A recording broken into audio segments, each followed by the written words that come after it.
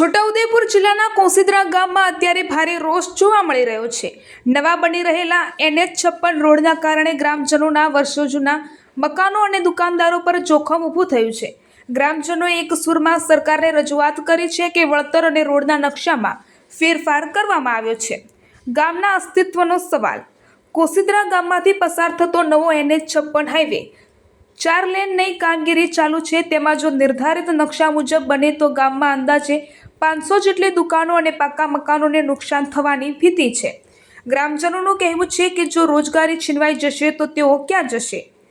ગ્રામજનોનો મુખ્ય આરોપ એ છે કે સરકાર દ્વારા વર્ષ 2022ની જંત્રી મુજબ વળતર નક્કી કરવામાં આવ્યું છે, જ્યારે અત્યારે વર્ષ 2026 ચાલી રહ્યું છે। જમીન અને મકાનોના ભાવ અત્યારે આસમાને છે, ત્યારે વર્ષ 2022ના ભાવે વળતર સ્વીકારવા કોઈ તૈયાર નથી। રોડની પહોળાઈ એવી રાખવી જેથી ગામના એક પણ દુકાન કે મકાનને નુકસાન ન થાય। વર્ષ 2025-26ની બજાર કિંમત મુજબ નવો સર્વે કરાવવામાં આવે।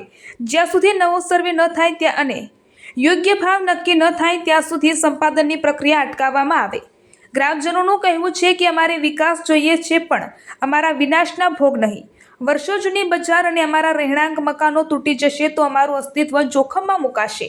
અમે સરકારને વિનંતી કરીએ છીએ કે સર્વે ફરીથી કરાવવામાં આવે અને અમને ન્યાય મળે। રિપોર્ટર તોસીફ ખત્રી।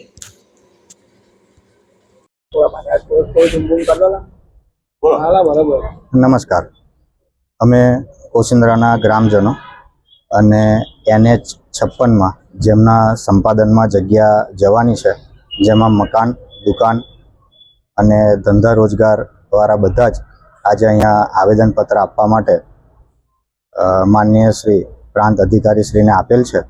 અને એમાં અમારી મુખ્ય માંગો જે છે એ અનુસાર અત્યારે રીસર્વેની અમારી માંગણી છે, વત્તા ઓછામાં ઓછું સંપાદનમાં જગ્યા જાય જેથી ધંધા રોજગાર બધાના ઓછા છીનવાય, એની પણ અમારી ખાસ માંગણી છે।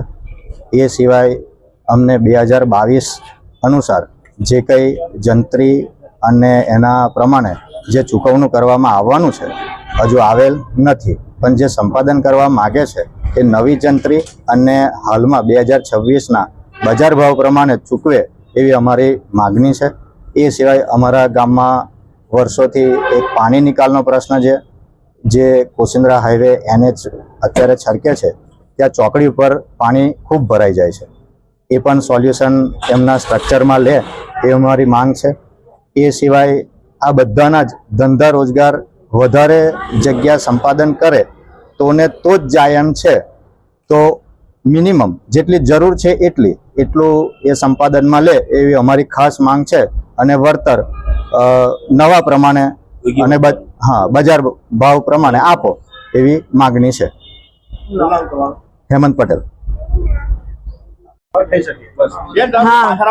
અમારી એ માંગ, અમારે 2 ઘર છે, 2 દુકાનો છે, બધાના ઘર મકાન રોજગાર છીનવાય છે। એના માટે એવું છે કે જેટલું બની શકે એટલું ઓછામાં ઓછો જગ્યા જાય તો સારું, એમ યોગ્ય વર્તન મળે તો સારું। એમ અમારું તો બધું છીનવાય છે, મકાન, દુકાન, રોજગાર। મેન તો રોજગાર જાય, મકાન ચાલો કઈ રોજગાર હો જાય છે। મકાન તો અમે ભાડે હો રહી લઈએ, કઈ વાંધો ના, પણ અમારું રોજગાર છીનવાય છે। એમ એટલે અમારી કેવી રીતે જીવે, એમ ધંધો નવેસરથી ગોઠવાનું બહુ અઘરું કામ છે। અમે આમ જનતા છે એટલે જરાક અમારી બાજુ અમારી બધાની વાત ધ્યાનમાં રાખીને ઓછી જમીન જાય એને ધ્યાનમાં રાખો તો સારું। એમ વર્તન હમણાં પ્રમાણે વર્તન જરાક સારું આપો તો અમે પછી આગળનું પણ વિચારી શકીએ એવી ઈચ્છા છે અમારી। કંચનબેન રમેશભાઈ, કોસિંદરા, ખીચી કંચનબેન રમેશભાઈ। અમારા કોસિંદરા ગામની એવી સમસ્યા છે કે અમે વર્ષોથી ત્યાં રહીએ છીએ। અમારો ધંધો રોજગાર બધું ત્યાંથી શરૂઆત થાય છે, અને ઘર એટલે ઘણી મોટી વસ્તુ કહેવાય। આજે તમારું પોતાનું ઘર છૂટી જાય, આટલા વર્ષોથી તમે વસેલા હોય ને તમારું ઘર જાય એનું દુઃખ શું થઈ શકે તે જે લોકોનું ઘર જાય એ લોકો સમજી શકે છે। બીજું કે અમને જે વળતર મળે છે એ હાલની કિંમત પ્રમાણે મળતું નથી, તો અમે સરકાર શ્રીને વિનંતી કરીએ છીએ કે અમને હાલની કિંમત પ્રમાણે વળતર મળે। અને બને તેટલો પ્રયત્ન એવો કરે કે અમારી ઓછામાં ઓછી જગ્યા જાય અને અમારું જે ડેવલપ થયેલું છે એ બધી જગ્યા ઓછી જાય અને અમે લોકો સ્થાનિક છે ત્યાંના, તો ત્યાં અમારો જે ધંધો છે એ જાળવીને અમે લોકો શાંતિથી ત્યાં જીવી શકીએ. કેમ કે આજે આટલા સમયથી અમે રહીએ છીએ ને નવેસરથી અમારી બીજી જગ્યા પર જઈને જે ધંધોની શરૂઆત કરવાની, એનું ડેવલપ કઈ રીતના થાય એ ઘણો અમારા માટે કઠિન પ્રશ્ન છે.